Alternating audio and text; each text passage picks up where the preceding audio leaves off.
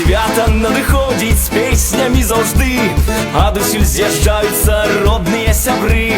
Дзядзька з Магілёва, швагер з Камянца, свёкар з Кішынёва, а сваяшніца з Арла.